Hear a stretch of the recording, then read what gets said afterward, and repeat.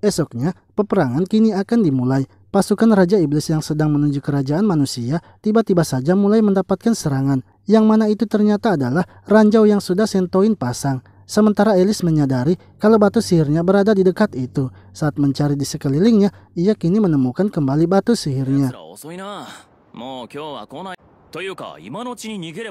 Pasukan manusia kini tengah bersiap menunggu kedatangan para pasukan Raja Iblis. Akan tetapi, karena ranjau yang telah dipasang oleh Elis dan Sentoin membuat pasukan Raja Iblis terlambat datang. Hingga ketika sore harinya, pasukan Raja Iblis telah tiba dengan dipimpin oleh Heine dan Gadalkan. Rose dan Grim berusaha menghentikan pergerakan mereka. Rose bertarung melawan Gadalkan dan Grim bertarung melawan Heine. Sementara Snow bergegas pergi mencari Putri Tilis untuk mengamankannya. Sentoin dan Elis kemudian membawa pergi Putri Tilis, sebab menurut Sentoin kotanya akan segera hancur dan Putri Tilis harus tetap hidup. Namun saat membawanya pergi, mereka bertemu dengan Snow. Snow meminta maaf kepada Sentoin karena sudah memperlakukannya dengan buruk. Ia juga memohon agar Sentoin membantu mereka melawan pasukan Raja Iblis. Sentoin awalnya menolak permintaan Snow, namun karena ia melihat Snow yang berharap padanya dengan air mata, membuat Sentoin akhirnya luluh dan membantu mereka. Sentoin kemudian menyuruh Elis untuk memanggilkan senjata untuknya, sebab mereka sudah tak punya waktu untuk pergi ke gerbang depan. Sentoin lalu menghancurkan para golem itu dengan senjatanya.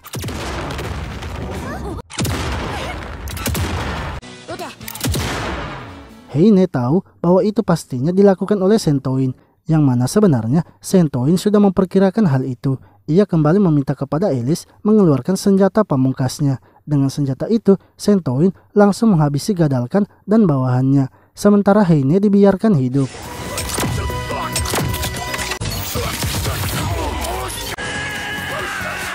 Sentoin meminta kepada Heine agar menyampaikan kepada Raja Iblis untuk gencatan senjata selama 1 bulan. Heine dan pasukan yang tersisa akhirnya mundur. Setelah peperangan itu, Sentoin mengatakan kepada Putri Tilis bahwa ia akan kembali ke tempat asalnya. Percakapan itu didengar oleh Rose dan Grim yang meminta agar Sentoin tetap tinggal. Begitu pula dengan Snow yang kini sudah tidak memperdulikan lagi kalau Sentoin adalah mata-mata. Melihat para bawahannya yang sangat membutuhkannya, Sentoin akhirnya menunda kepulangannya. Sentoin lalu melaporkannya kepada Astaroth dan meminta agar mengirimkannya bala bantuan. Astaroth ternyata tak bisa mengirimkan bala bantuan, sebab di bumi mereka juga sedang melakukan peperangan. Namun ia akan mengirimkan seorang mutan untuk membantu Sentoin dalam menjalankan misinya. Sentoin lalu melakukan latihan bersama mutan yang bernama Tigerman. Ketika berlatih, pedang mereka pun mematahkan pedang Snow, yang mana saat Snow mengetahuinya membuat ia sangat bersedih. Karena pedang tersebut selalu ia rawat setiap malamnya sebelum tidur. Melihat kesedihan Snow, Tigerman akhirnya memberikan pedangnya sebagai ganti pedang Snow yang telah patah. Putri Tilis kemudian memanggil Sentoin dan memberikan ia tugas. Dengan imbalan, ia akan memberikan informasi tentang reruntuhan yang belum pernah didatangi. Tugas yang Putri Tilis berikan adalah Sentoin harus pergi ke kerajaan Thoris, menemani Snow dalam melakukan negosiasi. Sentoin dan anggota timnya lalu pergi ke kota Thoris. Saat di pesta penyambutan, Sentoin bertemu dengan Heine dan Rules, sang air yang juga merupakan salah satu 4 raja surgawi dari Raja Iblis. Sentoin lalu menangkap Heine agar Rules tidak menyerangnya. Ia pun menanyakan mengapa mereka berada di kota Thoris. Setelah mengetahui alasannya, Sentoin lalu menemui sang pangeran. Ia menanyakan mengapa sang pangeran bekerja sama dengan iblis dalam memberikan pasokan air. Menurut sang pangeran, jika mereka memberikan air kepada iblis, maka mereka pasti akan berhenti berperang. Sentoin yang sudah kesal malah membuat masalah dengan sang pangeran, sehingga kerajaan Thoris memberikan pesan kepada Putri Tilis bahwa kini kerajaan Thoris telah melakukan deklarasi perang dengan kerajaannya. Menurut Putri Tilis, jika kerajaan Thoris ingin berperang, mereka pastinya butuh waktu dalam persiapan, sehingga ia ingin agar Sentoin dan timnya pergi ke tempat Raja Pasir mencari kacang air misterius.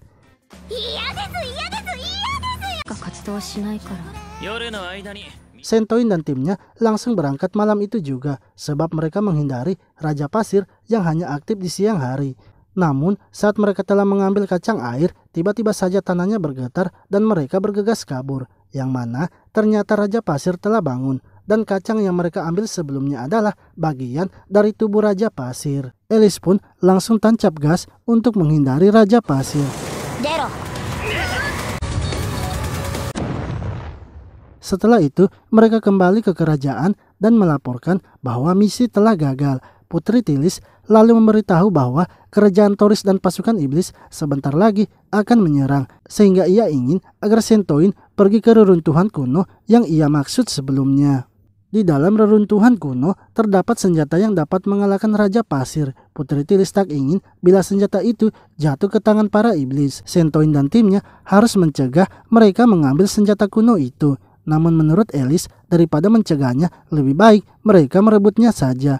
Alice bersama Centoin dan Tigerman lalu mengatur strategi. Pasukan Putri Tilis akan melawan pasukan kerajaan Thoris, sementara Tigerman akan melawan pasukan Raja Iblis sendirian. Akan tetapi, karena Tigerman hanya sendirian, maka Tigerman harus melawan mereka di hutan, sehingga Tigerman bisa menang dengan mudah. Sementara Alice dan Centoin akan pergi ke reruntuhan kuno dan mengambil senjata itu.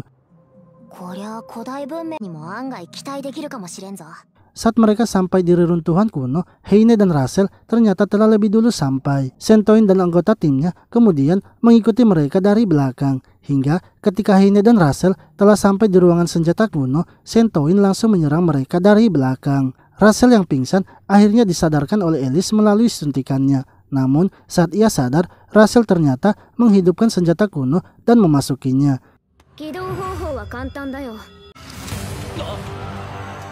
Heine kemudian melarikan diri dan melaporkannya kepada Raja Iblis. Sementara Russell mengejar Centoin dan anggota timnya menggunakan senjata kuno. Russell kemudian menunggu mereka di depan reruntuhan. Karena tak bisa keluar, Alice akhirnya membagi tugasnya. Centoin akan melawan Russell sendirian dan menahannya. Alice dan yang lainnya akan kembali ke ruangan senjata kuno untuk membuat senjata yang akan ia minta dari markas. Centoin akhirnya keluar dan melawan Russell. Di tengah pertarungan, Russell menyadari kalau Centoin sedang mengulur waktu untuk teman-temannya. Ia lalu kembali ke reruntuhan kuno untuk mengecek Alice dan yang lainnya. Namun Centoin berusaha menghentikannya. Ketika telah terpojok, Alice muncul dengan senjata dari markas, yaitu Destroyed, senjata berkaki banyak. Alice pun langsung menghajar Russell dengan senjata itu. Setelah pertempuran tersebut, Centoin pingsan selama 3 hari. Alice menjelaskan bahwa pasukan Raja Iblis kini telah dipukul mundur beserta kerajaan Thoris.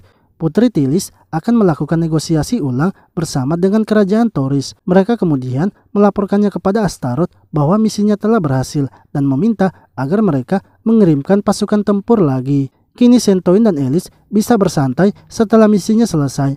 Mereka tinggal menunggu saja kedatangan pasukan bantuan dari markas Kisaragi.